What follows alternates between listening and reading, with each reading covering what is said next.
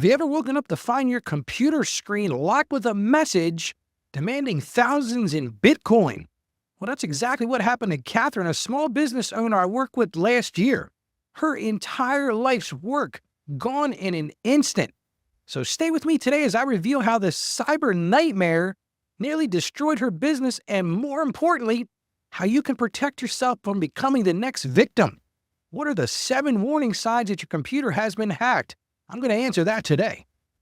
Well, thank you for joining me today. I am truly blessed to have you here as we tackle another crucial topic. And listen, this topic affects both our financial well-being and our faith walk. Now, if you missed yesterday's show, we had an enlightening discussion about choosing between credit unions and traditional banks. I'll give you a little spoiler alert. I prefer the credit unions. But we uncovered some eye-opening truths about how your banking choices can align with your Christian values and stewardship principles. So if you missed it, I'm going to encourage you to go check it out. Well, let me share this heartbreaking message from Michael. Michael comes to us from Atlanta, and this is what he wrote. He said, "Ralph, I'm writing this email at 2 a.m., my hands shaking as I type. Last Saturday, our church lost everything. Years of ministry records, financial documents, and our entire congregation database, all because of a cyber attack. Our pastor was in tears, and I can't get that image out of my mind. What terrifies me more is that I run a small Christian counseling practice, storing sensitive information about hundreds of families who've trusted me with their deepest struggles. Every night I lie awake wondering if I'm next. Just yesterday, my computer started acting strange, and my heart nearly stopped. My wife says I'm becoming paranoid, but after seeing what happened to our church, I can't help but think about the devastating impact a cyber attack would have, not just on my business, but on the vulnerable people who put their trust in me. Ralph, I need your guidance. How can I protect myself and my business? What signs should I watch out for? I feel like I'm carrying the weight of not just my family's financial security, but the privacy and trust of every client God has brought into my practice." Well, Michael, that is a great question, and it's a great one to tackle on what I typically call Technology Tuesday. And it is a struggle. It's a struggle to protect your business in this digital age. And yes, you're absolutely right. People have placed their trust in you, just like they placed their trust in me, and we have to be hyper vigilant. We don't want to let them down. And just like our finances, our digital security requires both wisdom and vigilance. You know, Michael, I always like to ground ourselves at the beginning of our discussion in God's Word. And I found a scripture that calls into this idea of vigilance in all aspects of our lives. It talks about guarding our hearts and guarding our digital assets, which is a reality in our world. And it comes to us from the book of Proverbs, chapter 4, verse 23. This is what it says. Probably a lot of people know this one. "Above all else, guard your heart, for everything you do flows from it." Think about that for a second. In today's digital age, this wisdom extends to protecting our digital lives as well. You know, Michael, your question provoked me to do some research, and I found some what I call sobering statistics, and it reminded me why your concerns are so valid. Think about this for a second. This was some research I found. Small businesses like yours lose an average of $200,000 per ransomware incident. And think about this one, Michael. 60% end up closing their doors within 6 months of an attack. It is that devastatingly effective to that business. Last year, cybercrime cost Christian organizations and churches, that are ready for this number, $180 million, with the average data breach costing small ministries $120,000. I don't know about your church, but our church couldn't handle an attack like that. 71% of ransomware attacks target small businesses like yours, Michael, because cyber criminals, here's the thing they know. They know you're less likely to have robust protection.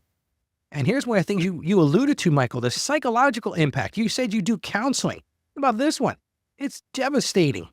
87% of business owners who experience a cyber attack report severe anxiety and depression in the following months. And this one just rocked my world. Think about this one. The average recovery time after a cyber attack is 287 days. That's nearly a full year trying to rebuild what was lost. And 92% of victims never fully recover all their data, even after paying that ransom. And most shockingly of all, this is the last statistic I'm going to share today. 60% of cyber attacks specifically target faith-based organizations because, again, criminals know they have limited IT resources. See, Michael, these aren't just numbers. You've alluded to this. They represent real people. They represent real ministries, and they're real families who had their lives turned upside down. And just like Catherine, who I'll tell you about in a moment, these are people who thought they were too small to be targeted or too careful to be caught. They figured this was, those big hospital chains or those big organizations. And the combination of financial devastation and broken trust can shake even the strongest faith. I don't care how rock solid your faith is. This financial devastation and broken trust will rock you to the core.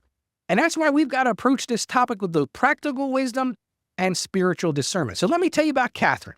Promise you I'll tell you about Catherine. Catherine's a dedicated Christian business owner, and she ran a successful online ministry and a consulting firm. Michael, not too much different than you. One Monday morning, she arrived at her office. It was a normal day. It was that Monday morning, rushing to get set up, had a good weekend. She walked through the office, and as she's walking through the office, she thought it was strange. As she walked through, she had several offices and some cubicles. She noticed that many of the computer screens were on, but she didn't pay much mind. She said, maybe it's, putting out some computer updates, because she always got in early. So she's walking through, she sees these computer screens up. She said, maybe they pushed out an update. So she got to her office, sat down at her desk, looked at her screen, and this is a terrifying thing she saw on her screen. It said, in a blue screen with white letters, "Your files have been encrypted. Send $50,000 in Bitcoin within 48 hours or lose everything." Catherine told me this after the fact. She said, "Ralph, I was in a state of panic. I got up and ran out of my office, and the first office I came to was my secretary, and I looked at her screen. It had the exact same message." And sadly, you know what's coming next? Catherine had fallen victim to ransomware, and that's one of the most devastating forms of cyber attacks. If you don't know what ransomware is, let me give you a quick education. Basically, what ransomware is a hacker or a person, a ill repute person, goes in and locks down your files so that you can't access them. So they ransom your files until you pay them. And this story perfectly illustrates why we need to be proactive. This is not a time to be reactive. Catherine got to the point where this thing's already on her screen. It's not a whole lot she can do except for maybe pay the ransom. But as I shared in the statistics, she may not even get her files back.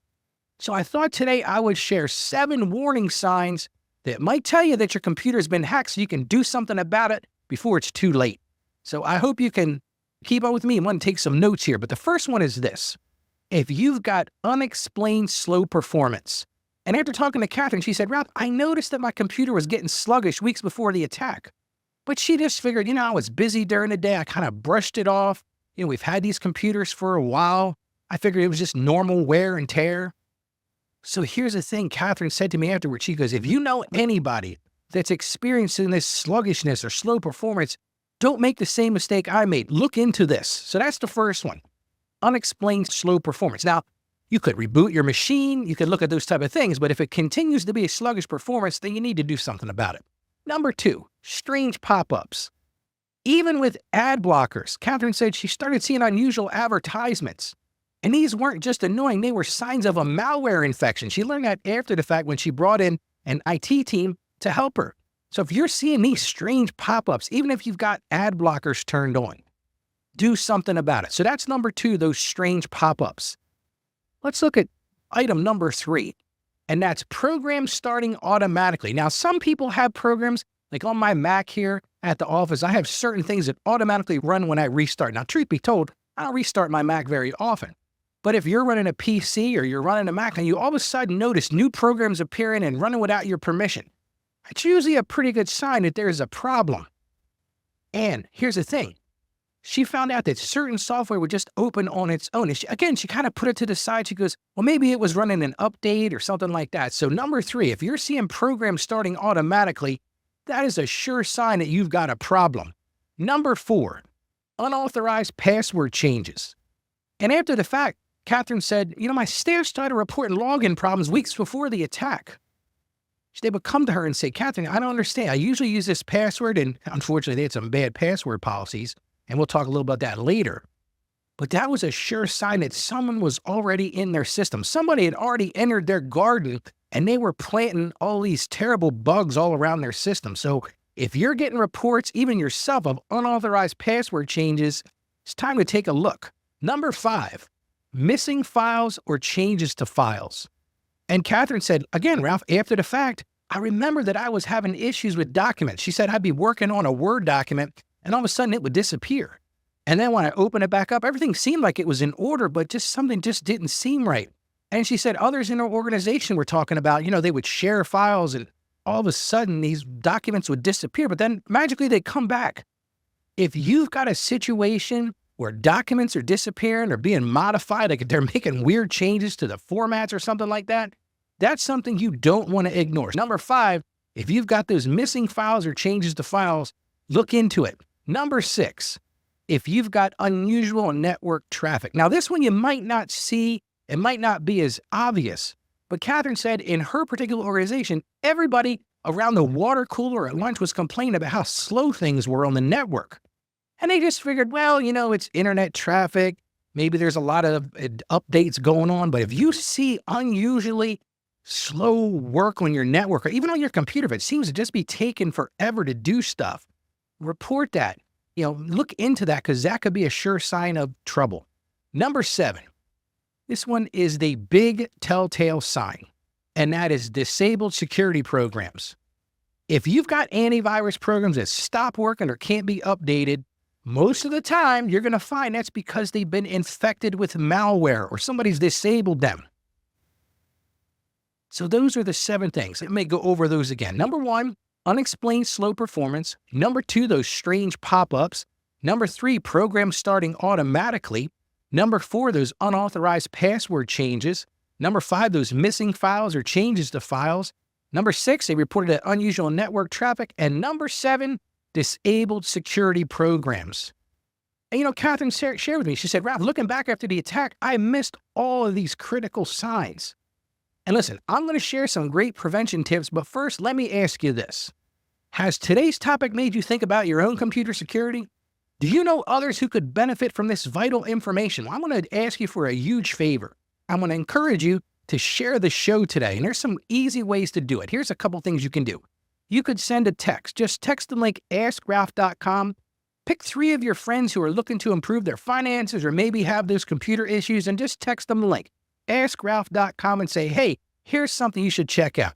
Another thing you could do is share today's website or today's episode in your church's WhatsApp group. Or if you've got a group of people that you work with, maybe a Facebook group or a friend group, send it to them and say, hey, Ralph, this guy Ralph did this show today about my computer getting hacked, and you really might want to look into it. And maybe you're in LinkedIn. You could post this to your professional network. Maybe say something along the lines of like, Ralph gives some game-changing financial wisdom, but he also masters that with biblical principles. So again, send them to AskRalph.com. Maybe you can forward this in your family group chat. Hey, tell them how this show has helped you maybe overcome your financial issues or restore your credit or something like that. Fix your computer and say, I thought about you. And one last thing you could do for me is share this on Facebook with a quick testimony of how the show impacted you. If you really want to help me out, share with your financial advisor or church leader. Mention it in your next Bible study group. Add the link to the Ask Ralph show in your email signature and save episodes to share on your next family gathering. Because here's the thing. This is why I'm asking for your help today. Every share helps someone discover life-changing financial wisdom rooted in faith. Think about this for a second. The person you share this with today could be debt-free tomorrow. So take action now. Do me a favor and forward AskRalph.com to someone who needs this message. Now, as I promised, I'd share some prevention tips, so let's get right to them. Pen and paper ready. Number 1, practice digital stewardship. This is where you want to install enterprise-grade antivirus software. Now, I want to recommend 2. I have no affiliate link with either of those, Bitdefender or Malwarebytes. This is something you've got to have enterprise-grade antivirus software on every device. As part of that, set up those automatic scans that happen every night at 2 a.m. when your system isn't in use. You don't want to have these things going off when you're trying to work. And here's something a lot of people don't think about. Keep digital records of all the software licenses and passwords in a secure password manager. And I recommend LastPass or 1Password. So that's number one. Learn how to practice digital stewardship. Get that antivirus software, set up those automatic scans, and keep those digital records of all software licenses. Because here's the deal. Let's say that something does happen and you've got to reinstall software. You don't want to be scrambling around looking for those license keys. Number two thing, regular backups. I'm going to give you what I call the 3-2-1 rule. Here's what I want you to do. This is going to sound kind of funny, but keep 3 copies of your data. That's where I come up with the 3. Store them in 2 different types of media, like cloud or maybe an external drive. So if you've got a outside company, like for example, one of these online backup companies, I can't think of the name, it escapes me right at this moment, but also put it in there and then put it on an external drive. You can buy these like huge external drives that you can connect to your computer or connect to your Carbonite was the one I'm thinking about. Sorry about that. So connect it to Carbonite if that's one. Again, I have no affiliate link to them. They're just a company that I work with personally. So send it to the cloud. Well, then if you also have a local backup, maybe on an external drive, maybe get in the habit of buying 2 of those. That's what I do here in my office. I've got 2 external drives that just plug right in, and then keep 1 copy off-site. So that's that 3-2-1 rule. 3 copies of your data stored in 2 different places and keep 1 copy off-site. Like I'll give you an example. One of my clients backs up to their local server an external hard drive and they put it in their fire safe, and then they have that cloud storage through Carbonite Business. There we go. That's what I was thinking of. So that's what they do. So that's number 2. Create those regular backups using that 3-2-1 rule. Let's look at number 3. Can't stress this one enough. If you've listened to my show throughout the year, you know I say this all the time. Have strong passwords. These aren't password 1, 2, 3, 4. Use a minimum of 16 characters. Yes, you heard me right. 16 characters. And you can be creative in this. Use numbers, symbols, mixed case letters, uppercase, lowercase. Now you'll notice a lot of websites and all that are making you do this. They'll say to you, hey, you need to create a new password. And they'll give you examples of what it has to be. Maybe you create a memorable phrase. And here's something. Listen, I use LastPass as an example. Never use the same password twice, because if somebody guesses your password to site A or site B, and then all of a sudden they go, well, let me try it on this one, you're going to have a big problem. And another thing I'm going to highly recommend, and I know it's frustrating, and that is change your passwords every 90 days and use that multi-factor authentication. So number 3, strong passwords. Like I said, the minimum of 16 characters, mix numbers, symbols, mixed case letters, and make sure you're changing those things every 90 days. So that's where using a password manager would probably be a great idea. Let's talk about number 4, and that is update everything. I don't know how many times I've gone to client sites where a client will come in with their laptop and they don't even update their software. Set it up to automatically update. I don't care if you're on Windows, if you're on Mac, whatever it is, update your software, because these software companies, when they learn about these vulnerabilities, they go into protection mode and prevention mode, and they create updates to their software to prevent this. You know, maybe you want to schedule a monthly software update for every first Sunday of each month. Just say, look, on Sunday, I don't have a lot going on after church. I'm going to set it up to monthly go in and look at my software updates. Another thing a lot of people don't think about, and that is keep your router, your internet router firmware updated as well. How many times have you even looked at it? When's the last time you rebooted it? When's the last time you looked at it? So put that into that routine as well, and then update your mobile devices as well. So if you've got the iPhone or an Android phone or some tablet that you're using, keep them up to date. So that's number 4, update everything. Let's move on to number 5, and that is employee training. And here's where you got to make it personal. Maybe you do a 15-minute cybersecurity meeting once a month. Share examples from your particular industry of where people have been hacked or where there's been problems, because what you're going to find is a lot of people will give you information you might not even known about. Like maybe there's that phishing attack, that's PHISH. Maybe your staff's getting these emails and they're not even telling you about it. So that's what I'm saying is have those security meetings, share some examples, and then work to create a response plan so that if there is a breach, everybody knows what to do. And test your team. Send out some simulated phishing emails. And here's one of the things that I think is sort of an out-of-the-box idea. I found this when I was doing some research for the show, is reward those staff members who spot and report suspicious activities. Give them an incentive to look for those things. Make them become hyper-vigilant. So that's number 5, and that's employee training. Again, make it personal. Number 6, network security. Now, a lot of people just rely on the PC or the Mac on their desk, but use business grade firewalls for the outside. So if you've got that, and everybody has internet now, right? So use those business grade firewalls like SonicWall or Fortinet. Another thing I'm going to recommend you doing, and I don't see this all the time, is keep your network segmented. Have a guest Wi-Fi that's separate from your business network. Now, we happen to, in our office, we use Verizon Fios, and as part of that router setup or that modem configuration, it actually creates two separate networks. So I don't share the private network with people from the outside. Another thing you want to do is encrypt all your sensitive data. And last but not least, and I've done some shows about this, use a VPN when you're working remotely, because here's the thing a lot of people don't know. You could be working in a hotel or an airport or a coffee shop or something like that, and you could get infected by something. And then all of a sudden you bring that, plug it back into your network, and it's gotten infected on everything. So I'm going to recommend two of them here. That's NordVPN Business or ExpressVPN. Both of those are very good softwares. Again, I have no affiliate connection, so look into those. Number 7 is email protection. This is one a lot of people don't think about either. Enable that two-factor authentication for email. You're like, wow, what are you talking about? Yes, you can set up two-factor authentication for your email. Another thing I'm going to recommend you do is use email encryption if you're sending anything sensitive. Email is not a great place to send sensitive information. For example, like in our practice, I don't want clients to send me documents that have social security numbers or addresses or names or date of birth through email. Just not a good thing.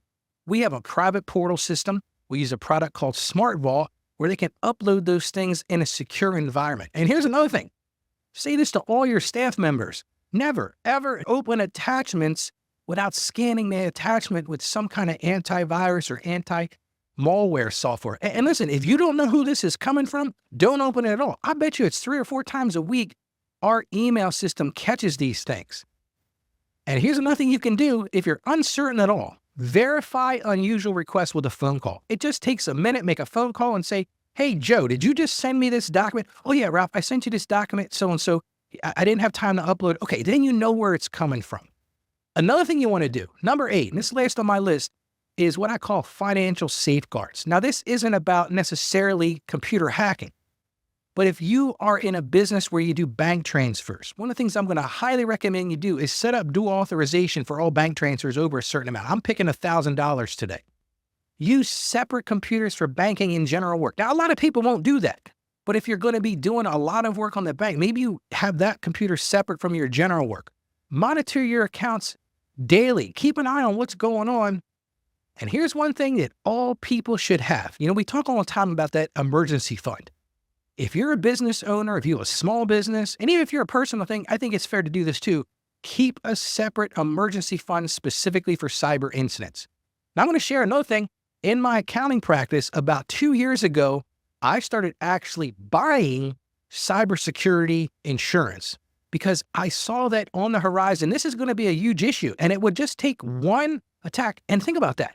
The average 287 days to fix it. But can you imagine the breach in trust, like you said, Michael, with your clients who they're sharing personal information with? So consider that cyber insurance policy as well. Remember, just as we tithe our first fruits, we should invest in protecting our digital assets. We got to do that. You got to do it first. Prevention is the key. It can't be this afterthought. These aren't just technical tips. They're modern applications of biblical wisdom and protection and stewardship. And it's so important. Now, tomorrow, I'm going to change the topic altogether. We're going to be discussing why people obsess over that 800-point credit score and why a different score might be just as good as others. And that's one you don't want to miss. So many of my clients get hung up, and I get listener texts and emails about, Ralph, I got to get my credit score up to 800. It doesn't necessarily have to be 800. So tune in tomorrow and check that out. Remember, my passion is to help you achieve financial success. That's why I do this show. This is why I'm so passionate about what I do. I want to see you live out your dreams, and I want to see you grow in your faith. And I know together, working together, we can master your finances from that Christian perspective. So as I always say, stay financially savvy. Again, I'm going to ask you, share the show with somebody, and God bless you. Thank you for joining us on the Ask Ralph podcast. And with a simple click to subscribe, we'll invite you back to our next episode. And remember, financial issues don't have to be complicated. Just ask Ralph. The information contained in this episode of Ask Ralph is based on data available as of the date of its release. Saggio Accounting Plus and Ask Ralph Media, Inc. is under no obligation to update this content if changes occur. Applying this information to your specific situation requires careful consideration of all facts and circumstances, and any information provided is not to be considered as financial, tax, or legal advice. Please consult your tax advisor or attorney before acting on any material covered.